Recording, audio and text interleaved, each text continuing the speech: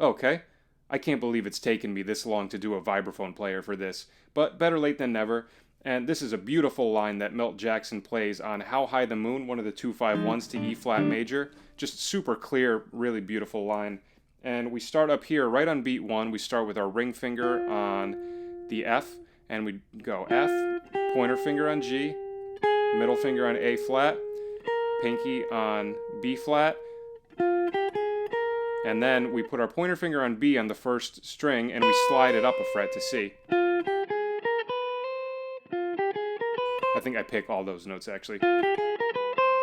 Okay, so pretty much just straight up the, F Dorian, 1, 2, flat 3, 4, and then a little chromatic, sharp 4 to the 5.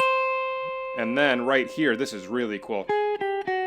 So middle finger goes back to A flat, pointer finger on G, and then you slide down a fret to F sharp, which is going to be the sharp 5 of our B flat 7 chord. Let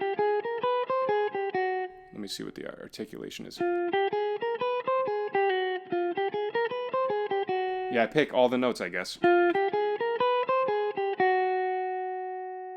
Okay, and then from there, put our pinky, we're on our B flat 7 chord now, put the ring finger on D flat, pull off to B with your pointer finger, and then slide down a fret to the B flat. So over our B flat 7, that's sharp 9, flat 9, root, and then pinky on A down to your ring finger on A flat. So he's doing a chromatic from the B flat to the A flat, right? B flat, A flat. So you could think of that as like a bebop scale, right? Because you have the chromatic between the root and the flatted 7th. You have root, major 7, flat 7. So far we have. Okay, and this is my favorite part, this little arpeggio here.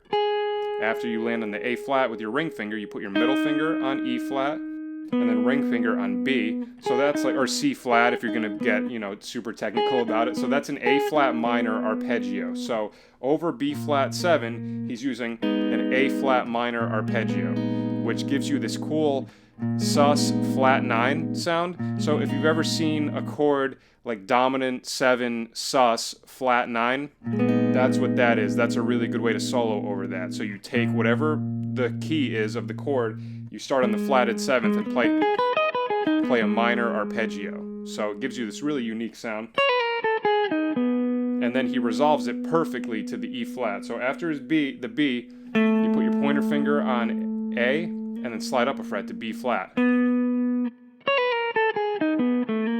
So if you look at that, right, we have that A flat minor arpeggio over the B flat 7 chord, which gives us the flat 7, the 4, and the flat 9, hence sus flat 9, right? And then he resolves it by doing this little chromatic landing on the 5th of the E flat major chord. And if you look at that, those last 3 notes, right, it's one above and one below the 5th, right? So he's connecting the arpeggio with a chromatic line landing on the 5th of the 1 chord, which is really perfect. And then from there, so far we have. And then we just have a little straight E flat major line. So that pointer finger on B flat, pinky on A flat, pointer on F, middle on F sharp, and then ring finger on G. And I think I do a hammer on from the F sharp to the G. And then pointer finger on B flat, ring finger on C, pointer finger on E flat. Right, which is like a straight kind of majory line. So you see the chromatic right here. 1 above and 2 below the 3rd of the E flat. And then 5, 6, 1. Okay, really nice way to resolve it. So the whole line.